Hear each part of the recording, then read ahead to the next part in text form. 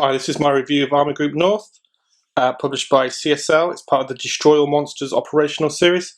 There are 3 games in this series. If you look at the back of the box, weight 8 out of 10. Yeah, I think that's right. Solitaire suitability is 6 out of 10.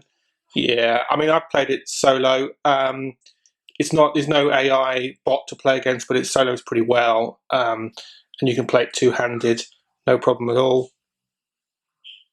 Brilliant box design and a smaller format for a war game, which is awesome. I absolutely adore the graphic design of the box on this game. Yeah, it's great. So this is a game sort of laid out. You can see the whole map. The map readability is great, very clear. The contents of each hex, the artwork of the map, is absolutely top notch. It's a paper map. I've got it under the plexi here. Looks great on the table. It's a slightly smaller format map than a lot of games, but has all the information that you need, and has a sort of level of compactness to it, I would say, which is great. But yeah, great map. Looks awesome. We have a look at some of the counters. The counters are that sort of digital laser print, I guess they call it, format. So they're quite thick and chunky, and readability is great of the counters. It's very clear, the information. There's not a lot of information on the counters, to be honest with you. There's only really 2 numbers, one for combat and one for movement, as you'd expect. You do have to flip the counters over, and you're going to be needing tweezers. So if you don't like games with tweezers, that's something to bear in mind. Doesn't bother me, quite like it. And it's partly because the counters are quite small and the hexes of the map are quite small. And as you can see at the beginning of this scenario here, we've got some German forces lined up against Soviet forces.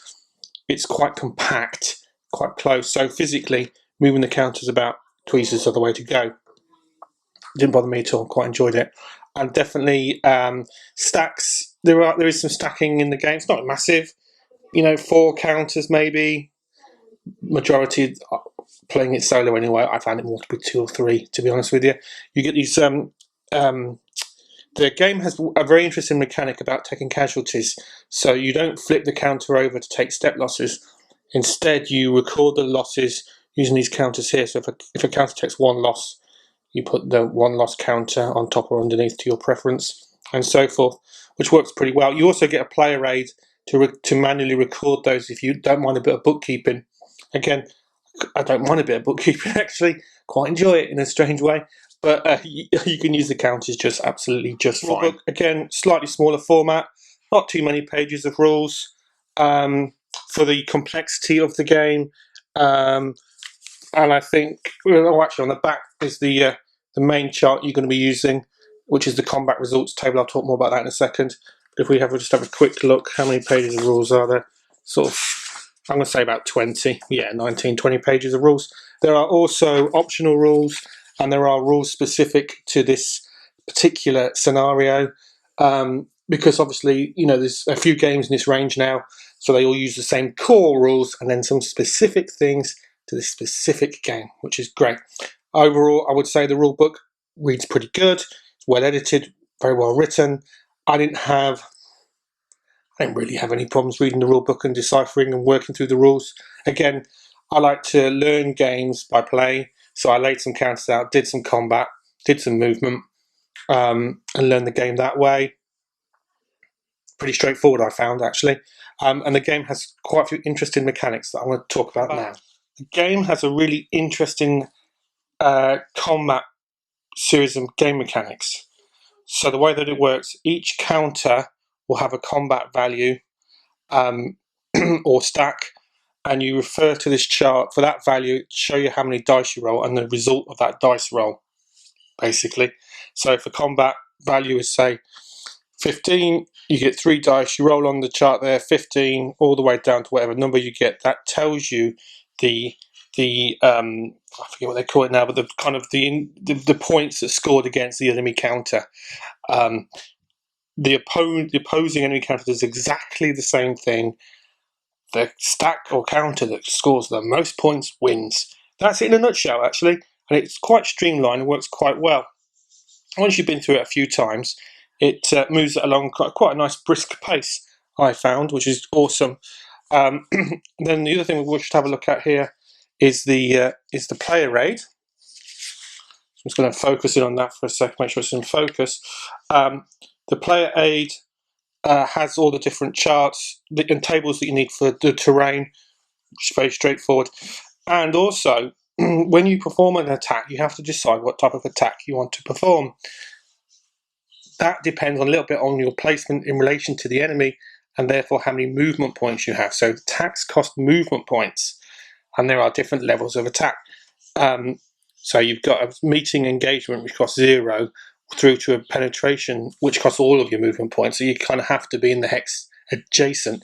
The other thing that's interesting is the combat happens inside the hex, not adjacent. So to initiate combat, you have to move your counters into the enemy hex, which is quite unusual for a game of this scale anyway.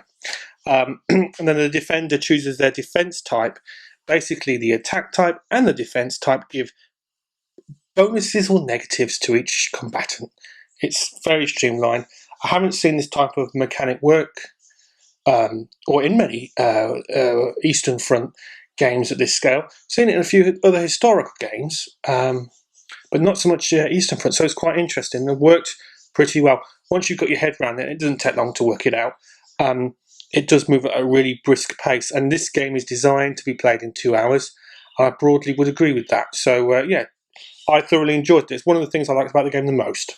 So overall, what did I like about the game? I think the components are great. I like these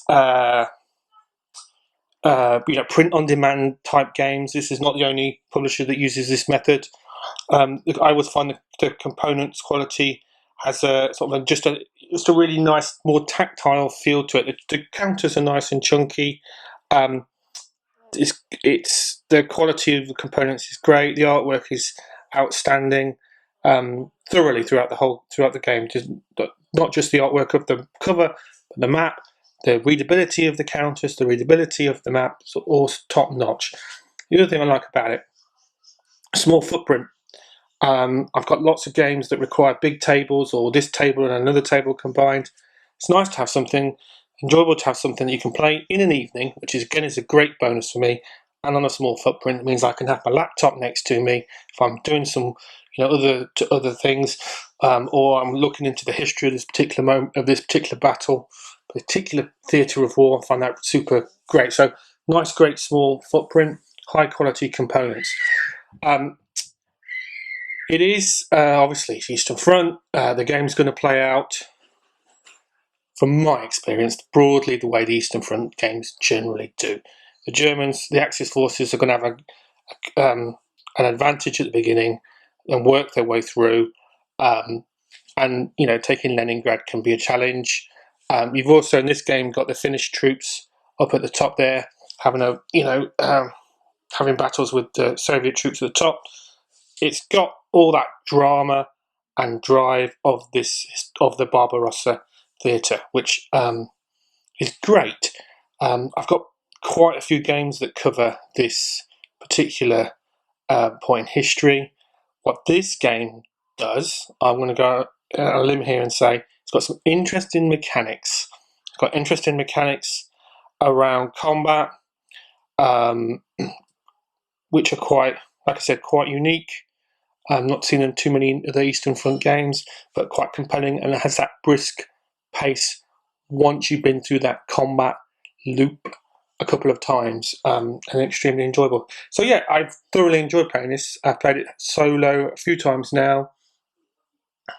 It's always been an enjoyable evening, and again, you can comfortably play in an evening.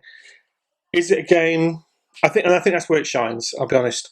I think it's a lot of fun, and you can, like I said, you can play the game quickly, so you can try out different scenarios, maybe not scenarios, because the game only really comes with one scenario. But I mean, it's different tactics per side.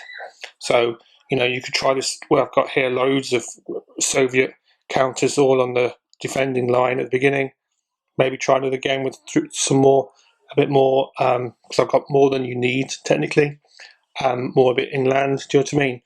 And that's quite interesting. So yeah, I've very much enjoyed the game. I look forward to more from this publisher. Quite a new publisher on the in wargames. They've produced a lot of games for sure.